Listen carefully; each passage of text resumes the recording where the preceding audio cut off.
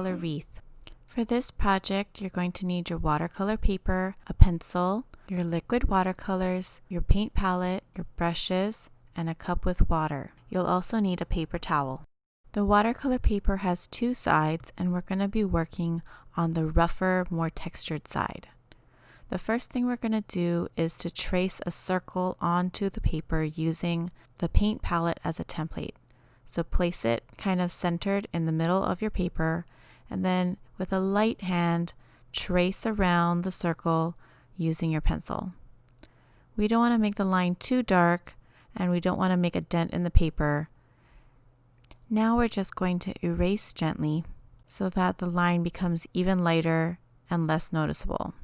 We don't want the line to be too dark and show through our watercolor painting, and it's just to create a kind of guide for where we're going to paint our wreath.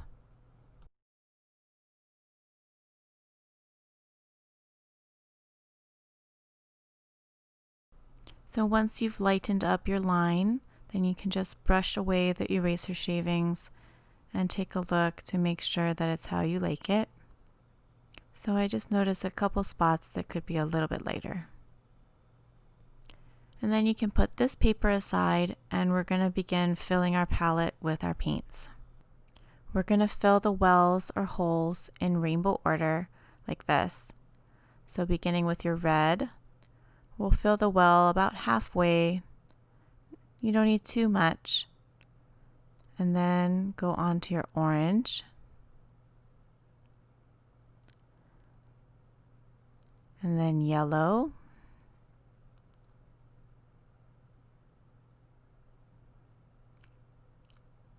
Now green.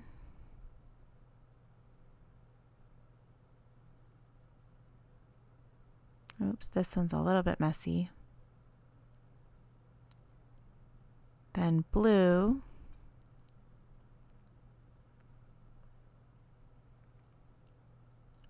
And the last one is purple. Oops, I sprayed a little bit out.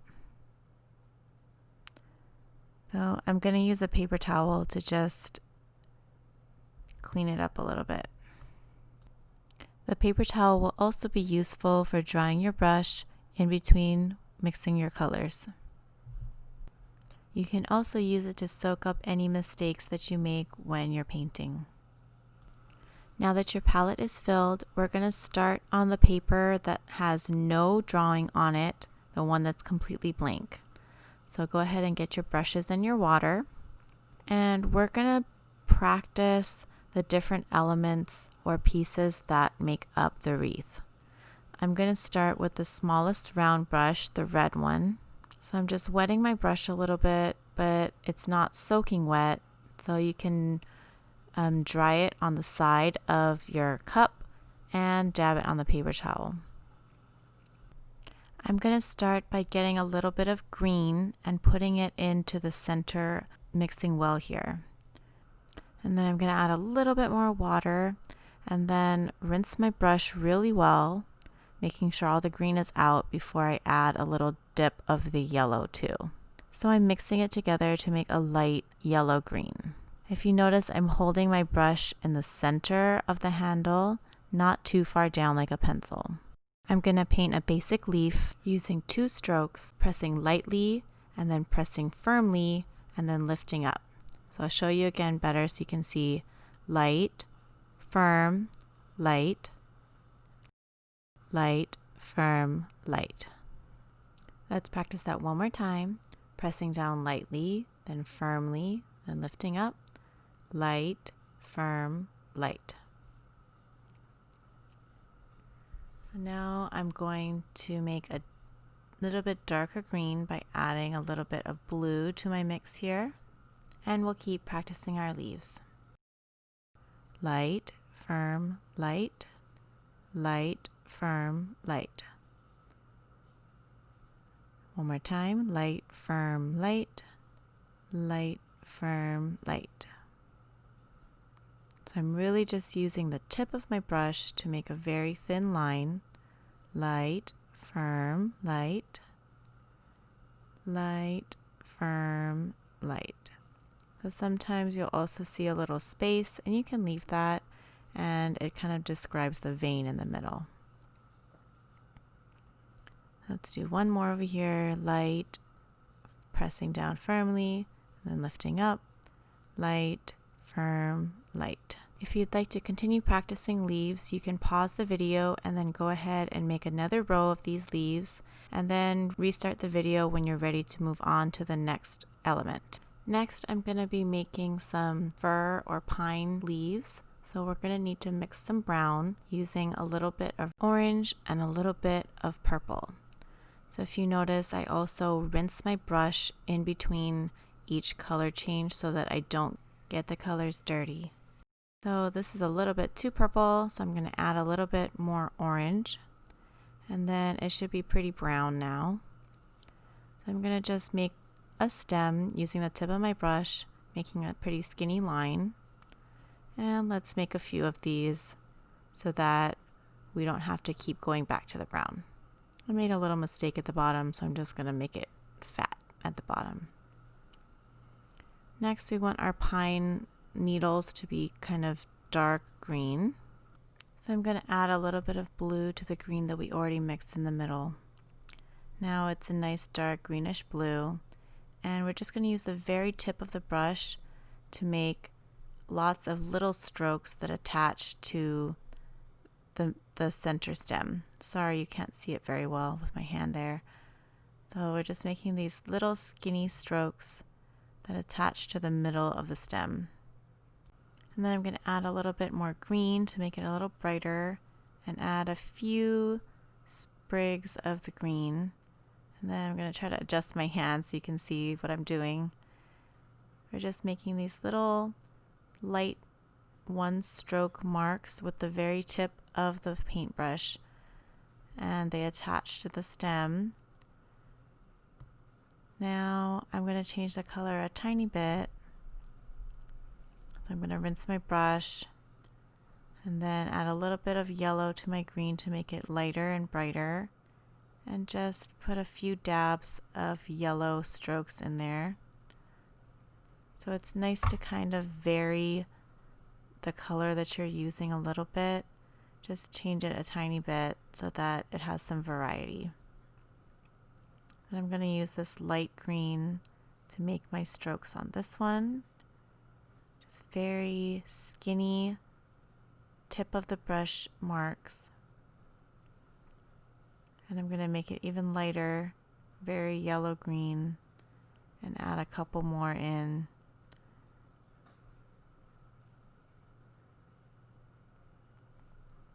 Next, I'm going to go and make my greenish blue a little darker with the purple and a little bit more green, so that it makes a different dark green now. Just continue making your skinny strokes, practicing using the really tip of your brush and not pressing down very hard at all.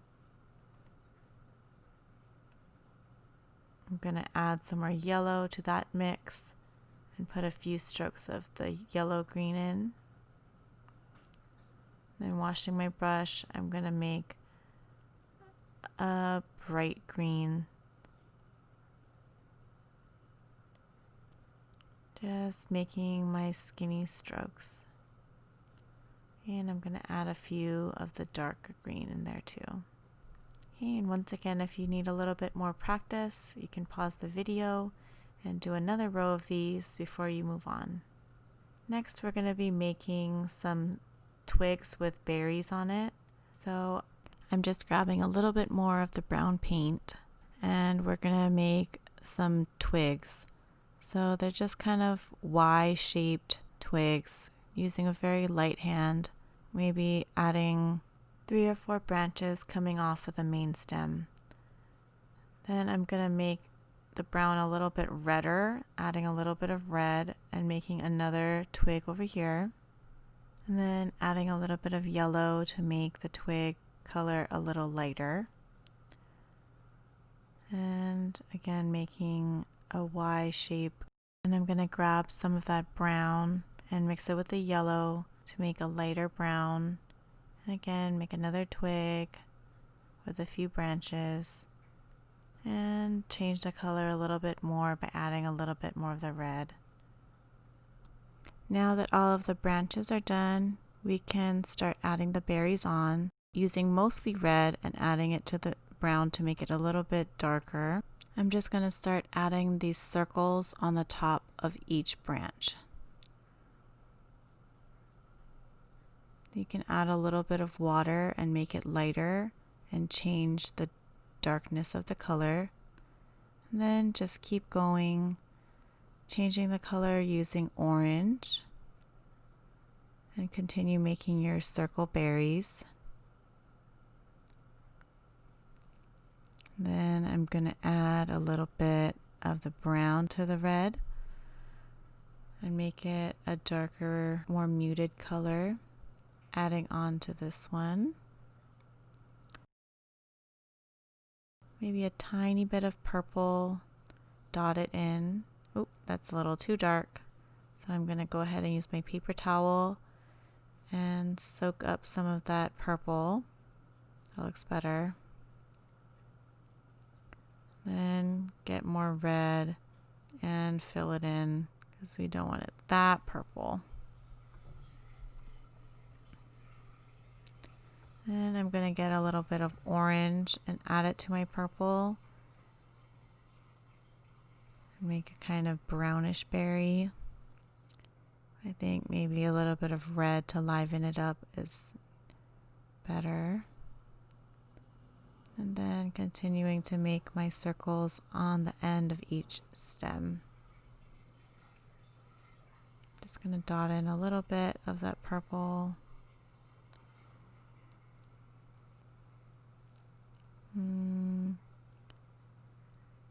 Okay, we'll make this one mostly red, but very light with a lot of water on the brush. And a little bit of brown. You can dot in some red. You don't have to cover up the whole area, and just dot in the new color to let it blend together. Next, we're going to do some leaves that have about 5 leaves stuck on the same branch. So I'm going to start by mixing a little bit of purple with my green.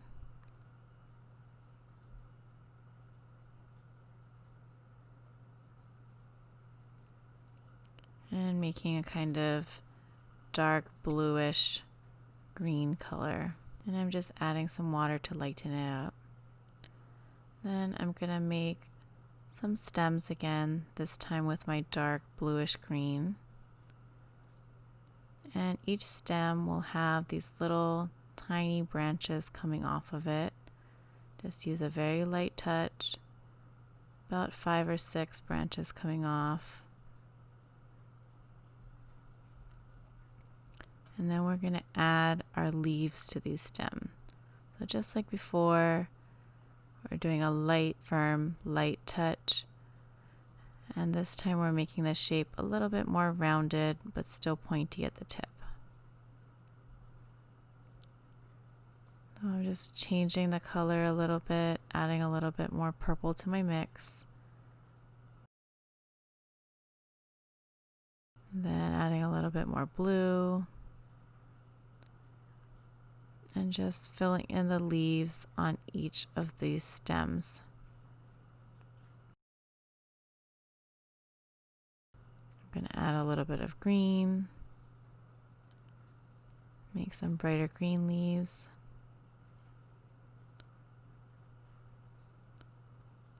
I just have these 2 curved shapes and then fill in the center, kind of like a shallow C shape on each side of the leaf.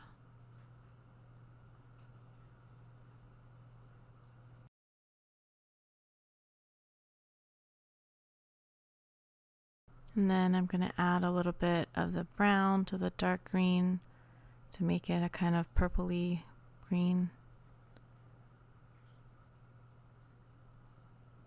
And this liquid watercolor is really nice, the way that the colors are really vibrant and how they blend on the page. So it creates a different look than your pan watercolors would.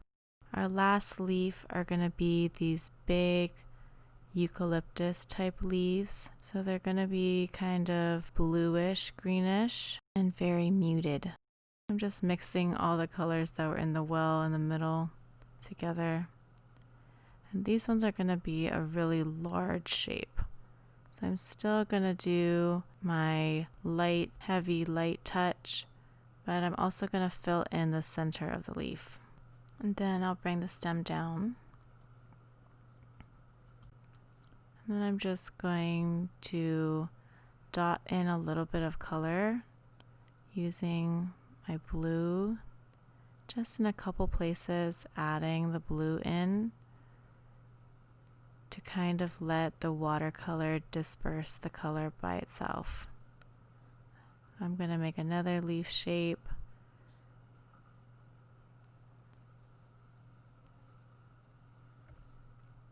With a light, heavy, light touch and a little stem at the bottom. This time I'm going to dab in a little bit of yellow, just in a few places, and maybe a tiny bit of the bright green. And I'm going to get some more of my muted green from the middle and paint in the center of my leaf with a little stem. This time let's put a little bit of blue at the top and some greenish blue at the bottom, kind of like a teal color. And then make another muted green leaf, filling in the middle and adding a stem. And then maybe it needs a little bit of purple. So each of these has a little different personality. So now that we've practiced our different elements, we can begin putting them together into our wreath shape. If you feel like you need a little bit more practice, then you can do another one of these before you begin on your wreath. So next, I'm going to use the paper that I drew the circle on. Remember, we made it very light so you can barely see it and it won't show up underneath your paint. I'm going to start with the biggest leaves, the big eucalyptus ones in the muted green. I'm just going to draw in some stems for where these leaves might go. Just a few kind of stems around your wreath to start it off, using the pencil lines as a guide. And then you can paint in your leaves with the same kind of gentle curve shape on both sides.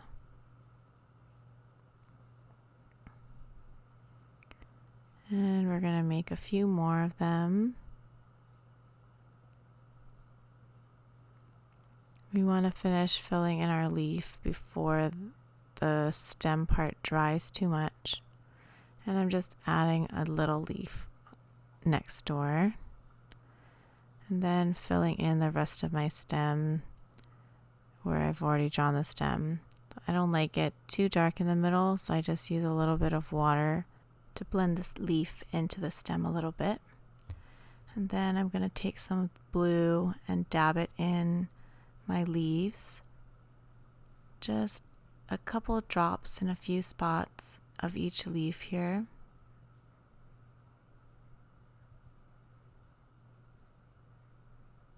Just dabbing it in for a little bit of highlight.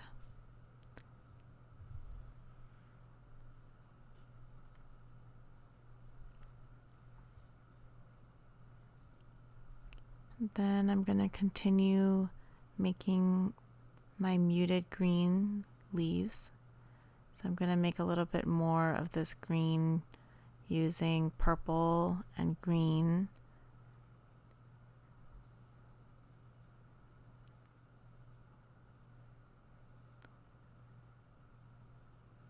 And filling in the rest of my stems with my leaves here.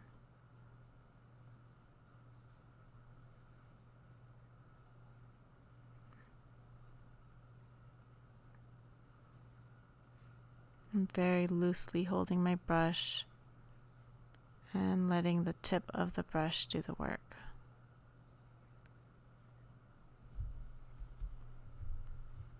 I think maybe it needs another small leaf over here, and maybe another one here.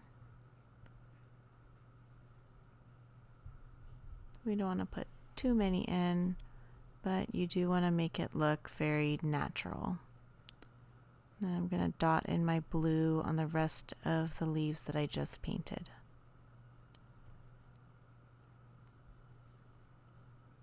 So I did want the paint to still be wet while I added my blue highlights, and that's why we did a few at a time.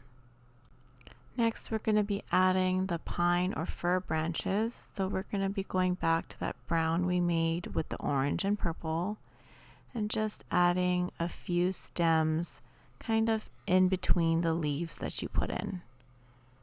So we don't need too many of these stems, just kind of here and there all the way around your wreath. Maybe some have two in the same spot. Maybe some have only one. And we kind of just want it to go on both sides of the wreath, but not making it too crowded. So then I'm going to use my green and my blue to make a kind of dark greenish, bluish color to make the fir needles. I'm just mixing my color, maybe a little bit of purple too to make it even darker. And then we're going to use a light touch to add the needles onto each of these stems. So just draw a bunch of little lines connected to the center stem here. And continue painting in your stem. You can go along each of the brown stems that you put in. Just use the very tip of your brush and a very gentle touch to add the little tiny fir needles.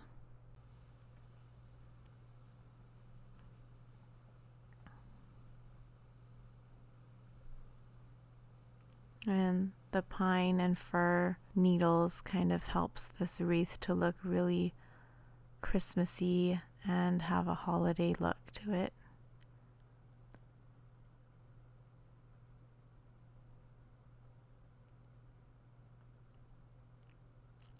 And you don't want to make the needles too thick with your brush, so we really just want to use the very tip of the brush to make the needles as skinny as possible. If you notice, the brown will bleed into the green a little bit, and that's totally fine and helps to make the needles look like they're part of the stem. So it does help to work while the first part is a little bit wet in order to create more of a cohesive look. So now that we're done with our pine needles, we're going to add the next element, and I'm going to be doing those leaves that have the 5 leaves per branch. So I want to make them kind of a muted green, so I'm going to start by mixing a lot of brown in the middle with my purple and with my orange.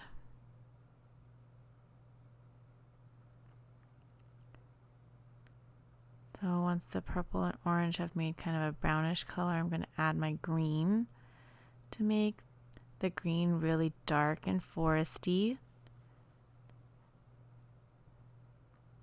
And then I'm going to once again put in the branches where I think that they should go, maybe in a different spot than the pine needles were.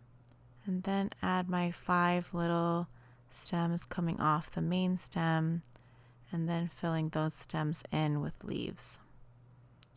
So I found another empty space here. I'm going to add my stem with my leaves and just filling in my kind of little bit rounded leaves on top of my little stems. Maybe I want the color to be a little greener so I can dot in the green while the paint is still wet.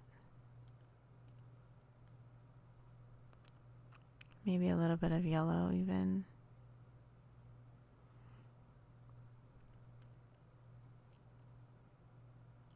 Okay, and then find another spot, add your next stem and your 5 little stems coming off.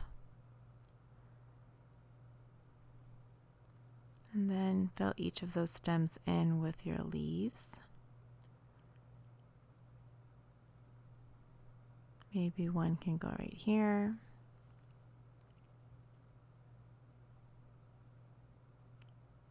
So they can overlap with the last layers a little bit. They don't need to be all completely separate. You do want it to feel like it's one piece all together. So I'm going to add in a few more stems up here. We're trying to kind of balance out the leaves at the bottom. And I feel like these colors are maybe a little bit too bright, so I'm just adding back in my little forest green color there. Okay, and my little branches on these leaves. Just filling in my leaves. And the paint can get really light if you let it kind of run out and just become water on the brush, and that's fine too. It doesn't need to be all the exact same color. Having a little bit of variety is great. I think these spots are good for some more branches.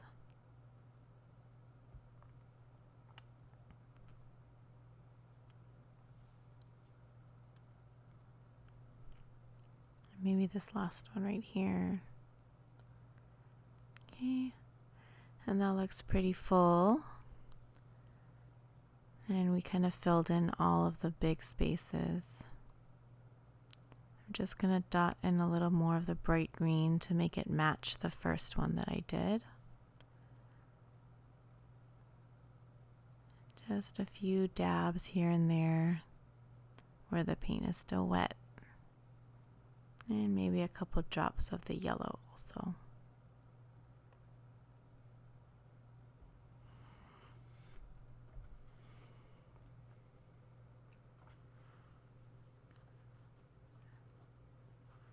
You can just continue to adjust the color a little bit before the paint dries.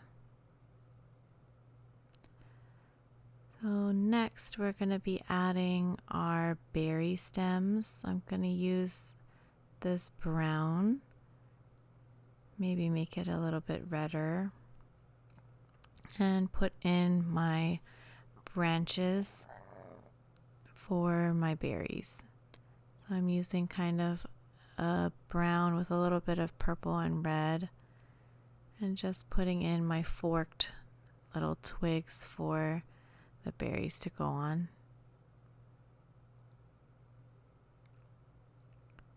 They can have a few little sprigs coming off.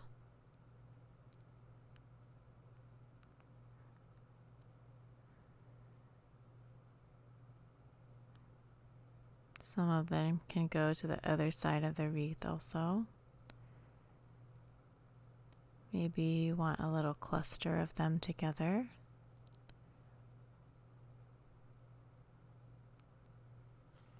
I'm just adding a few more branches nearby where I put the first ones in.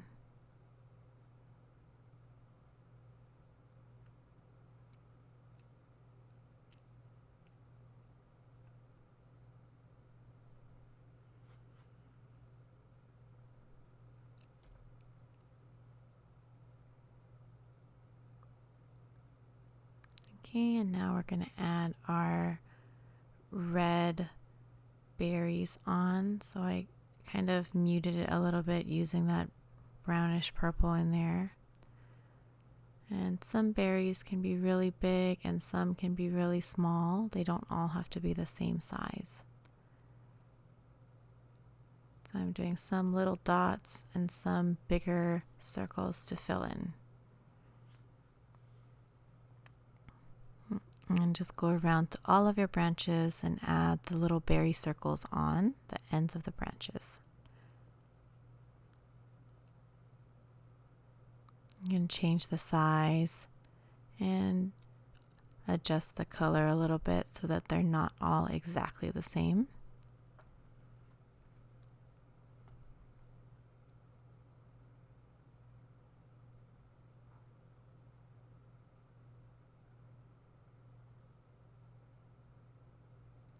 When you see plants in nature, they do have a variety on them and they aren't exactly perfect and they're never exactly the same. So we're trying to capture that same natural look as we're painting. Okay, so we just finished our berries and then we're gonna add in our last element, the very basic leaf that we started with. I'm mixing green with a little bit of yellow. Just fill in a few spaces with some tiny leaves, the light, firm, light strokes. Just add a little bit of highlight. I'm using a bright green and just putting in my basic leaf shapes in some of the white spaces and making sure they kind of connect back to my wreath. Now, just like we did with the pine needles, some spaces might have two and some might just have one leaf. Adding these leaves in helps to create a more balanced look with a variety of colors and sizes and shapes. I just fill in any kind of white spaces you might find with these small little bright green leaves.